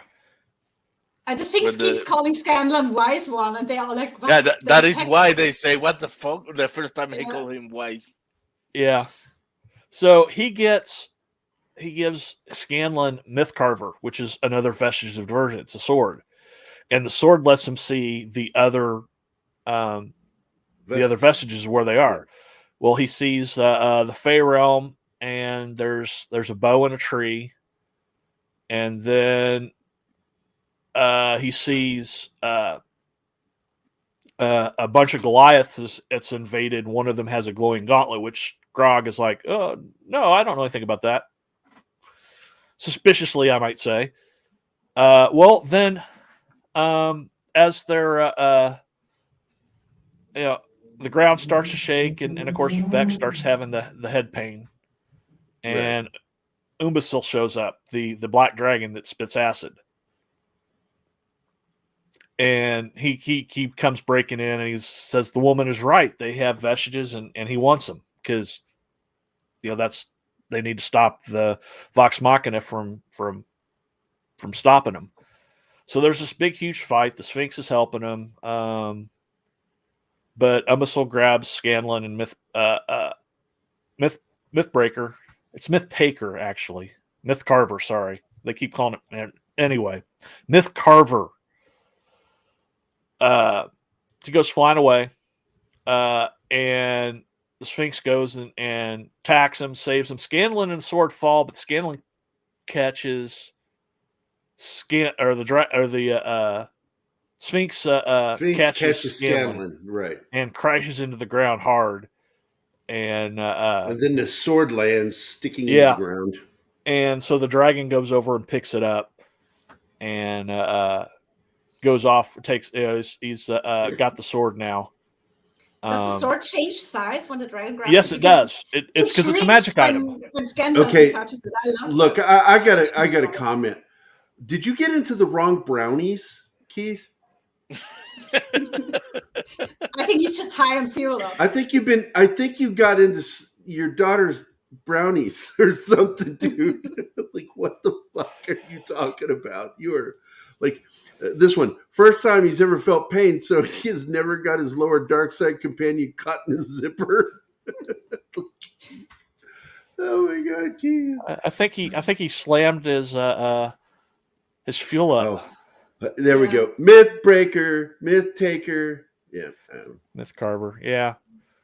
It's Myth Carver. It's TGIF is going to be fun. Yeah. Anyway, I think he's singing that to the tune of "Heartbreaker" by Pat Benatar. Yeah. So the Sphinx is dying, and he thanks Scanlan for showing him Osisa one last time, which is his mate, and he dies. And that's when the dragon grabs the sword. And of course, Grog's sword goes, "I hunger," and of course, Grog's like, "Oh yeah, let's go attack the dragon." And so he starts wailing on that dragon. He cuts the fucking dragon a lot. Oh, I don't know yeah. how the dragon survived some of that. Yeah. Well, so he's fighting it, but he's completely in a berserker rage because he's a barbarian. That's what they do, and so he's completely consumed by bloodlust, and he's Pike tries to stop him, and she steps in front of him, and he stabs her, and that's when he the memory snaps out of it. Remembers the dream, and he sees Pike at the end of his blade, and he freaks out and he grabs her. She falls unconscious. So Keyleth is trying to trying to portal them out to another plane using her new ability, and so they finally all get there. Not all of them, though. Not all of them, because she's forced to cast it early. What happens is the dragon swipes at her as the spell's going off and basically cleaves Pike, Scanlan, and Grog. Grog's holding Scanlan and Pike out of the teleport, so they're somewhere else when they arrive in the Fey realm. So it's that's where we leave off that episode. Is we don't know what's going on with Pike, and they're off by themselves, and the rest of the group, the rest of the party, is in another dimension. And I see that the next episodes are already available. So yes, Yeah, yes. So, I was going to watch them this morning, but since today was payday, I had to go pay rent and do all that stuff, so I didn't have time to watch them this morning. But I'll watch them this evening and be able to. Obviously, I'll be ready for next one. But any last thoughts on the episode, Anima, Martin? I like how dark season 2 is going. Yeah, I did not it's a lot expect darker. that, but I really like it. And I also really like the development of most of the characters. I thought it's stupid that Pike finally stands up against Grog and gets stabbed. I didn't like that. Yeah, and I've got a thing, and it's funny. Their name is Vox Machina, Yeah. and my problem is Deus Ex Machina, Yeah. which is where you force things to happen in the story that don't happen organically or naturally. And I've felt a little bit of that this season, but you know what? I'm still enjoying the shit out of it, laughing at the jokes. Yeah. You know, Scanlan and Grog are my two favorite characters, and they never fail to entertain me. Scanlan is my favorite. Yeah, Scanlan that's the same way Sam Riegel plays him in the game, and that's all those jokes and stuff that he's cracking. He cracked in the game. I didn't know that he's making his own songs. That's awesome. Yeah, he does his own good. songs. He is very good. In fact, the end title credits are all songs of his. Oh, really? Go back and listen to the end title credits. They're all Sam songs. Wow. That's okay. neat. Well, let's go back. I like wonder the if show. they're going to put out a Vox Machina soundtrack. That's what I'm wondering. Yeah, that's why I stopped it. I didn't want to play too much of that song because I'm afraid of getting seriously ganked. I'm hoping I played just little enough to where you can enjoy it and then not get So you see it's an 80s power ballad. Okay, I figured it out. It's a lack of sleep and a mixture of he's had wake this morning. He got some wake. Because that stuff really, power. I feel like a power. What do you get? Ballad. After I've had that all day, man. I've never had anything that made me feel good all day, and I'm not talking about like pumped, but just energized. And that's why, Bill, I know you're watching from the back. Keith and I want more. Yeah. We like that wake up, man. We like that. Please get him some more. I really prefer Fueled Up Gerry over Old Man Gerry. Oh man, Gary's got to take his afternoon nap. Yeah. But sadly, there's no afternoon nap today because we have a new episode of TGIF coming up. Ooh, here it is. There it is. Let me drop down that comment. There we go. So, fuck ass. So what's to the work with doing up there? professionals. Oh, that's the. Oh wow, you just made that. Yeah. What do you think all the clicking was in the background? Yeah, when you hear me clicking, I don't know. I thought he was going through we the board have collection. 1 hour before the show airs, and so I had to get it ready. Mikey Sutton will be joining us. This has been planned. We've been talking about it for 2 weeks. Andre and Tom, Keith and I knew about this news for a while, but it finally broke publicly on Wednesday when Variety dropped the story, and then Deadline, The Wrap, and everybody else has been covering it too, that Mikey Sutton's big, huge news. It's his own scoop. Yep. And then, of course, we're going to look into over the next hour, and I'm going to be talking a lot about Terminal List because it's not just getting a second season, it's getting a prequel series. And I think that's because everybody loves the relationship between Chris Pratt and with Reese and Ben. And Chris and his wife. What? And Chris and his wife, too. Oh, yeah, we get to see more of the family. That'd be nice. I don't know how far back they're going to go, but hopefully not too far. I think it'd be nice to see a series that talks about, his work as his Navy SEAL. Yeah. So. Yeah. Gary's infected through the back door. Oh no. That means I got to play backdoor video. Oh no. Open your back door, baby. Loosen your hinges, I'll show you my key. Good man. But anything else coming up this weekend? Because what are we doing Saturday for Saturday morning fun time? Let me go check on that real quick because. Soylent Green. Yes, yeah. Soylent Green. Yes. And Rocket Kitty. Soylent Green is people. Classic science fiction film with Charlton Heston. Heston did 3 great sci-fi films of the 60s. Number 1, Planet of the Apes. Number 2, Soylent Green. And number 3 was The Omega Man. Yep.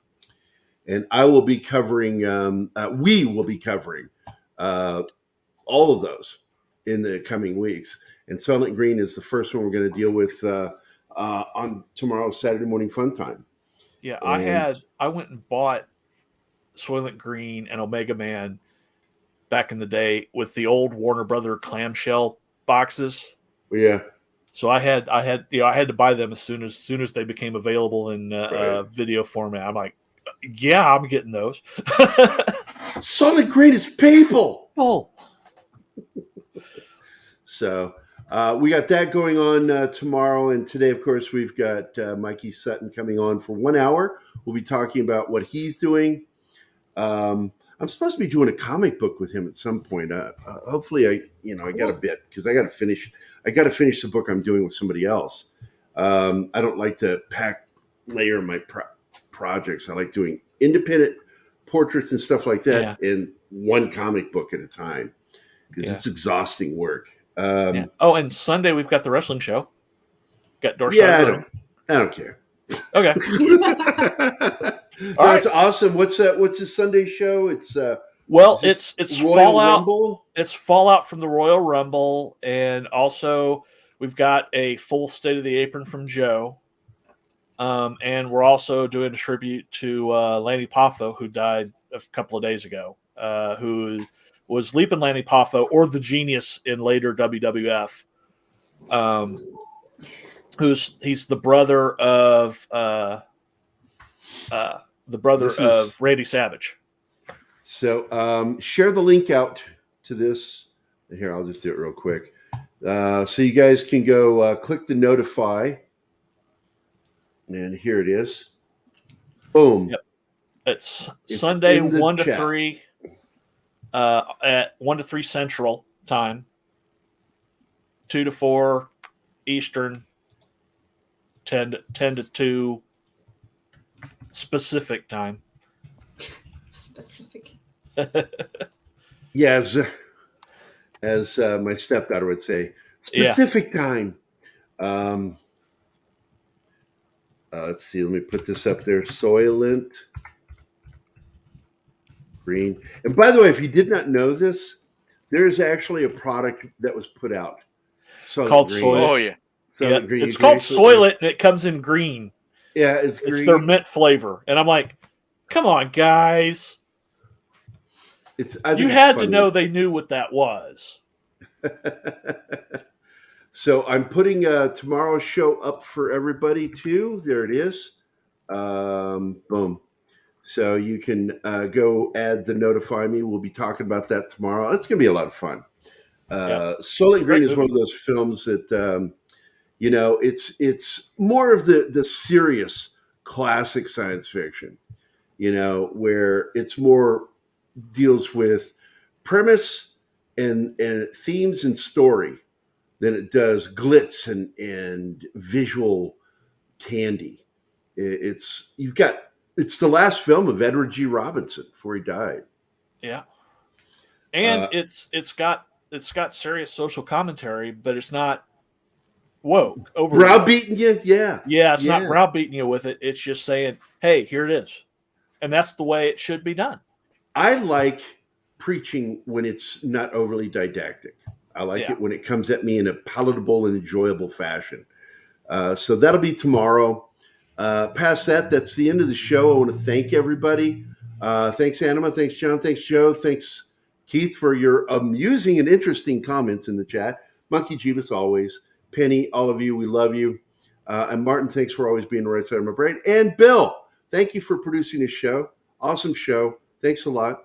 Drag us out of here. Let's kill this show. Bye, guys. Let's put it out. Bye.